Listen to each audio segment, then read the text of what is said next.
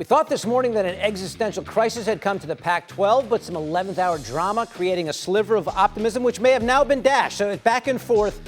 Let's bring in our college football senior writer, Pete Thamel. Pete, I'm following you all morning, and I have whiplash. I thought it looked good for the Pac-12, then it did.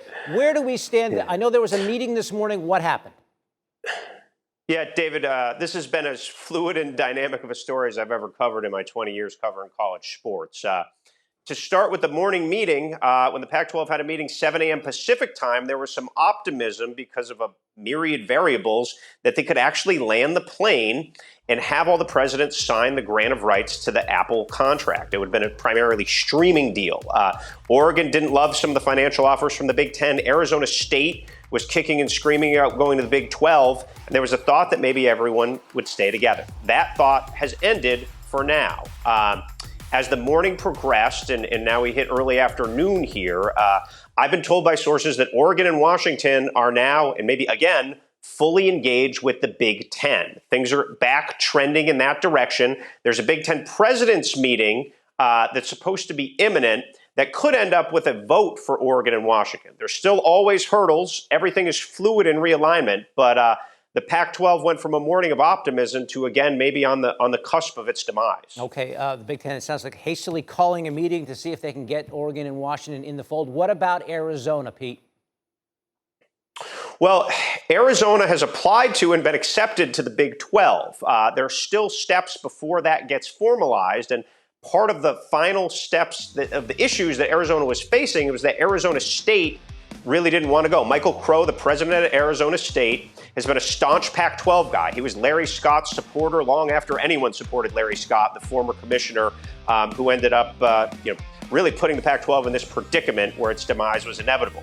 So Arizona and Arizona State, the Board of Regents would prefer them to stay together, as most boards would, two flagship schools that have long been rivals and played in the same conference. If Oregon and Washington do end up in the Big Ten by the end of the day, which is, again, a distinct possibility, it's going to then be easier for Arizona State to follow Arizona because they don't have anywhere to go.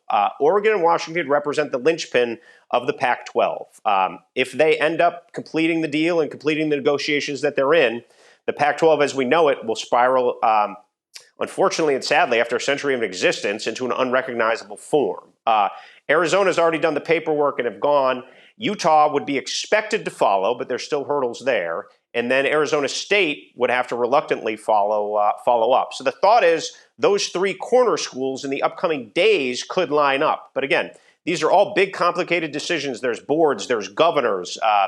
There's no certainties in realignment until signatures are made and press releases are sent out. What's amazing to me, Pete, about all of this is it's happening in real time.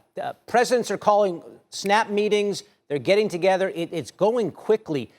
From what I'm hearing from you, it sounds like this could be the last throes of the Pac-12 if those schools go away. The Pac-12, as of right now, needs a Hail Mary. There's a thought that they could have some support if Oregon and Washington reversed course here and maybe stayed together. But that does not appear likely at this moment. But again, at 9 o'clock this morning, there was some optimism that maybe everybody would come together. So ultimately, that Apple streaming deal was hard to digest, and it's just not a conventional television deal that a lot of these presidents are used to. All right. Pete Thamel with the very latest on this wild ride for the Pac-12 and really conferences all over this country. Stay tuned and buckle up. We appreciate the time, Pete. Thanks for watching ESPN on YouTube. For live streaming sports and premium content, subscribe to ESPN+.